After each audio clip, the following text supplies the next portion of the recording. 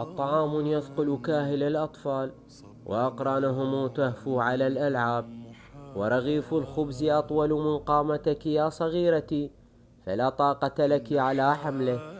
لا طعام ولا مدارس ولا مأوى، بتهجير قصري لساكني مدن شيعية سورية إلى لبنان، سكن بعضهم خياما يرثى لحالهم فيها.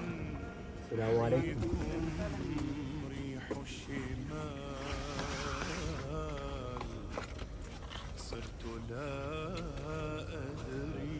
هيك السقف مالك؟ هيك وبتصير مي كمان. يعني هاي هي اذا ممكن تطلب وقع الماء تنزل المي لان حابة بمسحها كلها بشيء حطيتها هيك. يعني صح هاي ماي ها؟ زين صار لنا هي كلها بتدلف هون. يعني هاي اقل مطره، هاي كلها على فراشات. كلها هي هيك ابدا كلها مي. حتى هون عندي نفس الشيء. يعني هذا الحمام هيك من خشب. خشب حتى عرضه ما هي مضبوط يعني حتى بس انه ما هيك تمشي المي. يعني وهذا الطباخ عليه 3 عوائل؟ ايه الوضع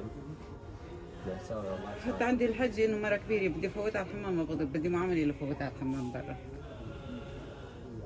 زين هذا شلون يعني ما يدفى، هذا بارد يبقى بارد؟ بارد هلا بسخن مي هون وبفوتوا بتحمموا هون. بسخن على الصبح هاي اللي هون طنجرة وبفوتهم. شلون صعبة؟ شو بتسأل؟ هلا الضيعة اللي طلعنا منها ما بيسمحوا لنا لانه كلها هلا استلمت السنة خلاص. طائف السنين استلمت الضيعة باكملها ما ضل فيه ولا حدا انه قاعد من الطائف الشاي. كلها طلع. وانتم هجروكم كلكم؟ كلها تهجر، ما ضل حدا بالضيعة اللي كنا ساكنين فيها ما ضل ولا انسان اللي من الطائف الشاي كله طلع. شايف شفت انا كله في نقص. اللباس احنا هلا هون الجيران اللي ساعدونا والامداد هون عنا شوي. هذا اللي صار. اي انا هون جاي اشوف يعني نقل سكن مبدئية زين فراشات، يعني الوضع ماكو يعني اي نقطة مثلا يقول تقدر تتغاضى عنها كلها مأساة وفي مأساة. ما شيء في نقص. هذا الامداد عم بوصلنا الاكل وصلنا هون يوميا بس غير هيك احتياجات ملابس هيك ما في نقص. انه شايفين وضعنا شو هو يعني يقدروا يساعدوا هالطائفة الشيعية يقدروا يساندوها بالسكن بالمقاومة بأي شيء. يقدروا يساعدوا هالشعب السوري اللي تشرد.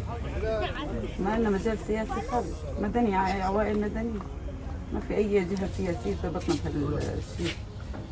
هذا يعني هي حتى هاي الخيمة بهاي وضعياتها مشترى؟ مشترى ايه مشترى. وانتم مشترينها؟ ايه. يعني هي ما باقي بيها شيء، يعني عبارة عن نايلون. نايلون وكله مجرف ومقطع. مشترى. ايش قد صارها؟ 300 درهم. هاي الخيمة ب 300؟ هذا هو الوضع الذي ساد عند العوائل المهجرة، حيث تكفلت جمعية أنصار الإمام بإطعام ما يقارب 10,000 مهجر يوميا.